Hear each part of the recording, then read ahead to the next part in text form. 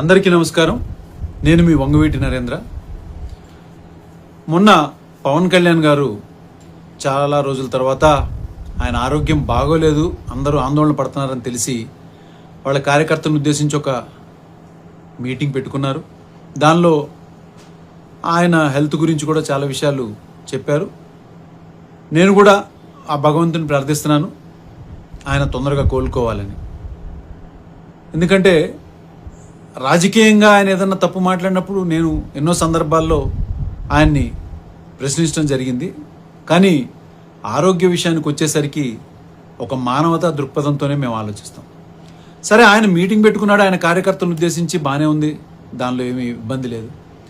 మరి సడన్గా రంగా గారి టాపిక్ ఎత్తి ఆయన, ఏమయ్యా మీరు ఆ రోజు అంతమంది ఉన్నారు, రంగా గారికి ఓ వేలల్లో వచ్చేస్తారు జనాలు, మరి అంతమంది ఉన్నోళ్ళు మీరు ఎందుకు కాపాడుకోలేకపోయారు? 2,000 మంది 3,000 మంది కట్టలేకపోయారా? ఆ రోజుల్లో మీ వయసు అంతా, ఇప్పుడు మీరు 60లకు వచ్చి ఉంటారేమో, కానీ అప్పుడు మీరు 25లో ఉండి ఉంటారు కదా, మంచి ఉడుకు రక్తం మీద, ఎందుకు కాపాడుకోలేకపోయారు అని చెప్పని మీరు ప్రశ్నించారు. దానికి మీ ఎదురుగున్న కొంతమంది మీరేం మాట్లాడినా వాళ్ళకి చప్పట్లు కొడుతుంది తప్పించి వాళ్ళకేమి బుర్ర పనిచేయదని నాకు అర్థమైంది.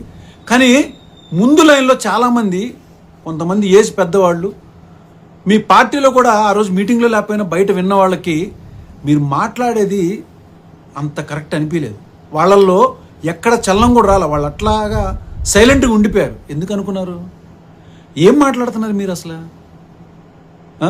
25 ఏళ్ళ నుండి మీరు కాపాడుకోలేకపోయారంటే అసలు ఏం జరిగిందో మీకు ఎన్నో సందర్భాల్లో నేను చెప్పడం జరిగింది. రంగా గారిని ఆయన చంపడానికి 1-2 రోజులు వేసుకున్న ప్లాన్ కాదు అది, దాదాపు సంవత్సరం పైనుంచి ప్లాన్ చేశారు. ఎందుకంటే రంగా గారే స్వయంగా అసెంబ్లీ సాక్షిగా, ఇది ఆన్ రికార్డ్స్ ఉంటుంది, ఉమ్మడి ఆంధ్రప్రదేశ్లో ఆన్ రికార్డులో ఉంటుందండి. పవన్ కళ్యాణ్ గారు కొద్దిగా తెప్పించుకుని చూడండి, ఆన్ రికార్డ్. ముఖ్యమంత్రి అప్పుడు ఎన్టీ రామారావు అసెంబ్లీలో కూడా ఉండగానే ఆయన అసెంబ్లీ సాక్షిగానే ఆయన చెప్పిన సమాధానం ఏంటిదో తెలుసా? ఆయన లేవనెత్తిన అంశం, నా ప్రాణానికి హాని ఉంది, అది కూడా ఈ రాష్ట్ర ముఖ్యమంత్రి ద్వారానే, ఆయన వాళ్లే దగ్గరుండి నన్ను చంపడానికి ప్రయత్నం చేస్తాను, నాకు సెక్యూరిటీ ఉండని అసెంబ్లీ సాక్షిగా మాట్లాడారు పవన్ కళ్యాణ్ గారు. అసెంబ్లీ సాక్షిగా మాట్లాడారు. అర్థమైందా? అలాంటిది ఆయనను చంపడానికి పోలీసులు, అక్కడ ఉన్నటువంటి వాళ్ళు, ఆ జిల్లాలో పోలీసులు కానీ వాళ్ళు కానీ రంగా గారి పనులు చూసి చాలామంది పోలీస్ డిపార్ట్మెంట్లో కూడా అభిమానులు ఉన్నారు ఆయనకి.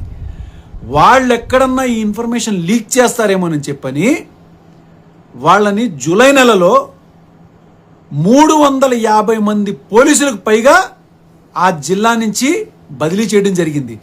దాని విషయం మీదే ఆయన కాపునాడు పెట్టినప్పుడు, కాపునాడు అంశాల్లో ఇది ఒక అంశం. 350 మంది పోలీసుల్ని ఒకటేసారి ఈ జిల్లా నుంచి ఎందుకు బదిలీ చేశారని చెప్పని కూడా ఆ అంశం మాట్లాడారు. అయితే ఇంత విషయం మీకు, ఈ చిన్న సూక్ష్మన్నీ మీకు తెలియగా, పోనీ 144 సెక్షన్ అంటే మీకు ఐడియా ఉందా? అదే 144 సెక్షన్ని సీరియస్గా అమల్లో పెడితే ఎలా ఉంటుందో తెలుసా ప్రభుత్వం? మీకు వైజాగ్లో మిమ్మల్ని మీటింగ్ పెట్టుకోవద్దని చెప్పి హోటల్లో నోటీసులు సర్వ్ చేస్తే మీ కార్యకర్తలను వదిలేసేసి మీరు అక్కడి నుంచి ఖాళీ చేసి వెళ్ళిపోయారు, గుర్తుందా?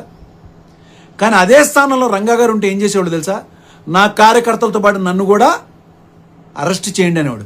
మరి ఆ రోజున పవన్ కళ్యాణ్ గారు మీ చుట్టూ కూడా కొన్ని వేల మంది ఉన్నారే, మీకు ధైర్యం రాలేదా? కేవలం కిందకి దిగి అరెస్ట్ అవడానికి కూడా మీకు ధైర్యం సరిపోలేదా? కానీ ఏ రోజు రంగా గారి కార్యకర్తలను వదిలేసి వెళ్ళిపోలా, వాళ్ళని కాపాడుకుంటానే వచ్చాడు.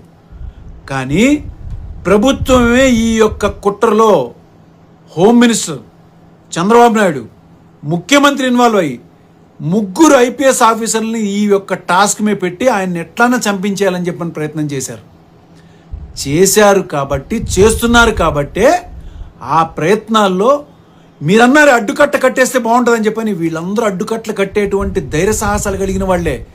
కానీ వాళ్ళందరినీ ఆయన బతులాడుకున్నారు. ఈ విషయం నేనేదో మాటలో చెప్పడం కాదండి, సీనియర్ నాయకులైనటువంటి ఉండవల్లి అరుణ్ కుమార్ గారిని, ఇంకా సీనియర్ చాలామంది నాయకులు కూడా చెప్పారు. ఇట్లా రంగా గారిని ఆ రోజున ఆయన చెప్తే అక్కడి నుంచి వెళ్ళిపోయారు తప్పించి, ఆయన మాటకి గౌరవం ఇచ్చి ఎవరు కూడా అలా వదిలేసి వెళ్ళటానికి ఇష్టపడలేదు. ఇంకొక విషయం చెప్తున్నా మీకు, ఒక పక్క ప్రభుత్వం ఆయన మీద కక్ష కట్టి ఉందని చెప్పని కాదు, ఇంకో పక్క సొంత పార్టీలో కూడా ఆయన ఎదుగుదలను చూసి ఏడ్చేవాళ్ళు కూడా చాలామంది ఉన్నారు. ఇవన్నీ ఒక పక్కనైతే ఇంట్లోనే పెద్ద కుంపటి ఉంది. ఇంట్లోనే ఇంటి దొంగని ఈశ్వరుడు కూడా పట్టుకోలేడు అని అంటారు కదా పవన్ కళ్యాణ్ గారు. అలాగా ఇంట్లోనే ఒక పెద్ద కుంపటి ఉంది ఆయన్ని చంపించేయడానికి.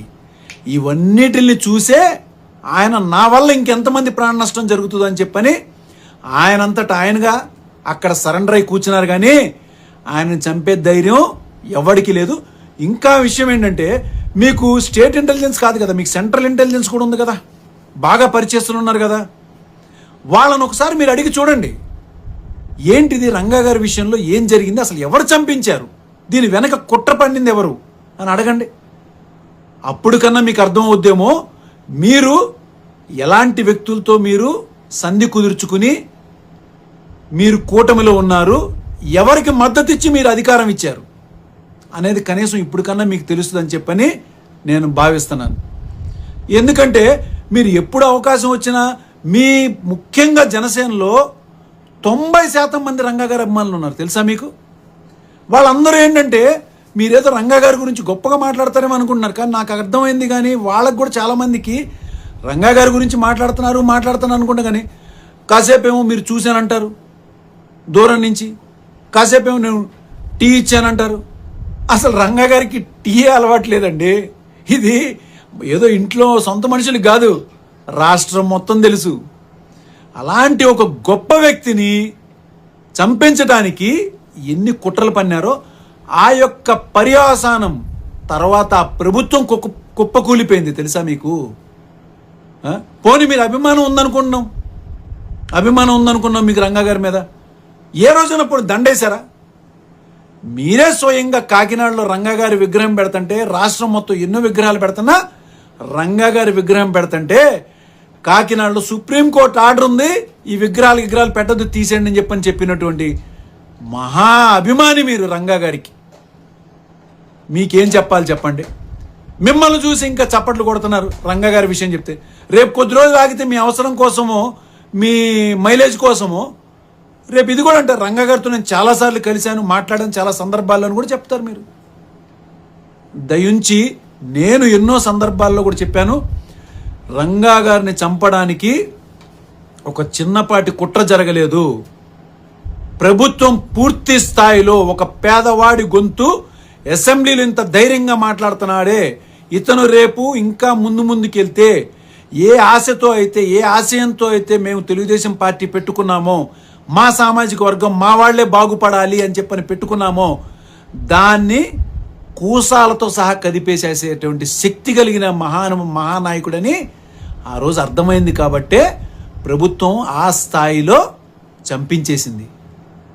ఎంక్వైరీ చేయండి మీరు, మీకు ఇంటెలిజెన్స్ ఉంది. ఇప్పుడు ఇంకా మీరు అధికారంలో కూడా ఉన్నారు, స్టేట్ ఇంటెలిజెన్స్లో కూడా చాలా మంది ఉన్నారు అన్నారు కదా, 60 సంవత్సరాలు వచ్చిన వాళ్ళు ఉన్నారు మీరని.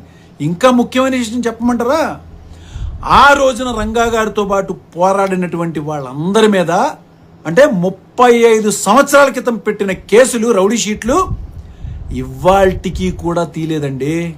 ఇవాళకి అంటే వాళ్ళకి 65-70 సంవత్సరాలు వచ్చినా వాళ్ళ మీద రౌడీ షీట్ అనే ముద్ర ఉంది. ఇవన్నీ మీరు ఇంటెలిజెన్స్ రిపోర్ట్ తెప్పించుకుని చూడండి.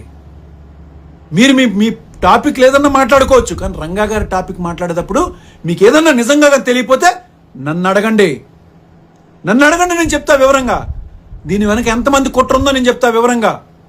ఇవాళ ఇంటి దొంగలే ఆయన పేరు చెప్పుకుని అధికార పీఠంలో ఆస్తులు సంపాదించుకుని కూర్చుని ఎంజాయ్ చేస్తున్నారు. దాని మీదే నేను పోరాటం కూడా జరుగుతుంది. నా పోరాటం ఇటు రంగా గారి అభిమానులు కాపాడుకోవటమే కాదు, ఆ ఇంటి దొంగలు ఆ రంగా గారి పేరు వాడుకుని డబ్బు అధికారాన్ని ఎంజాయ్ చేస్తున్నారు.